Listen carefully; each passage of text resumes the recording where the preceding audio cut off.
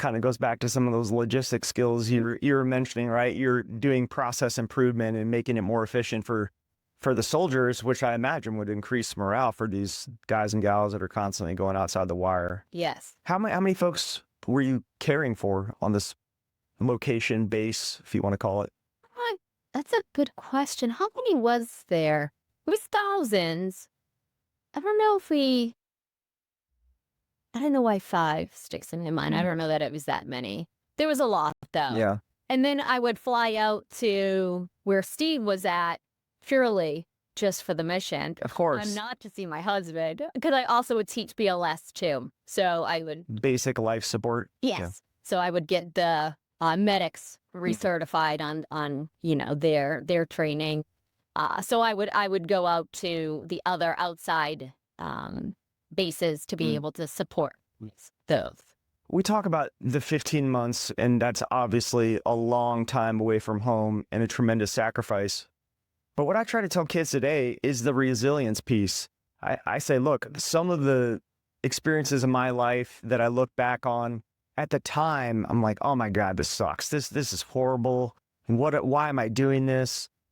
But looking back on it, when you're in those situations, you develop a bond and a relationship with those folks that you're with that they're friends for life. Absolutely. And I think beyond the deployment, I think that's what the military does that's different than anywhere else, is that you are put in uncomfortable situations all the time. And you have 2 choices. You can either fall down and go in the fetal position and call it a day, or you can, push through, get that grit. Why am I doing this? And test yourself. And that's truly probably the piece of the military that's almost, it's hard to put into words, because it just builds your character, your sense of confidence, your sense of being able to do things that you did not think you were capable of doing.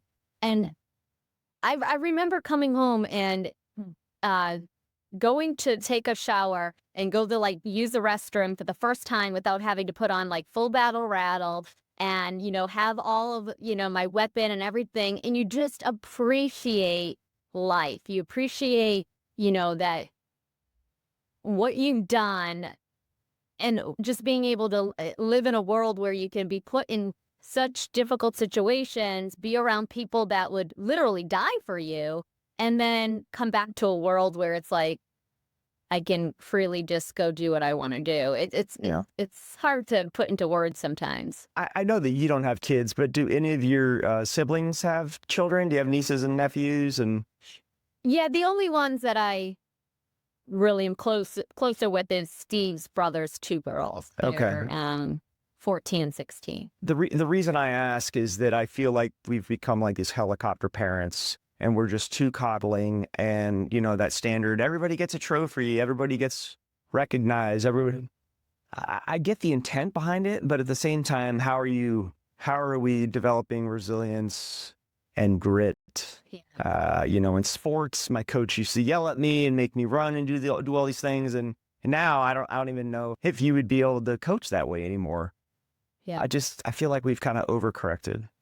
Absolutely. And because I don't have kids, I'm mindful that even my friends, because I do have, now with people having kids later in life, I have friends that got 5-year-olds. And if I see parents that are tough on their kids or saying, that's a life lesson you learned today, I make sure that I commend them, that I say, good job. That is hard to do. And you're going to raise a phenomenal adult, because you have to. I don't know why we swing the pendulum. We're really not good as humans as making small course corrections. We seem to go way far on the other side when something isn't going well. And that has absolutely created weak people. We have got to be able to be resilient, to rise up. And if we don't get back there, then I'm scared for the future of our military. My dad talks about it. He's like, what is the future of our military going to look like if we can't be tough on them? Well, we're having difficulty in the recruiting ranks of finding kids that can meet the physical standards of some of these more strenuous jobs. Special forces, rings a bell, Right. Navy SEALs, all these type of very athletic folks to go through these scenarios. I mean, we're having trouble recruiting into those jobs because a lot of these sports are going away. And like I Right. said, everybody gets a trophy.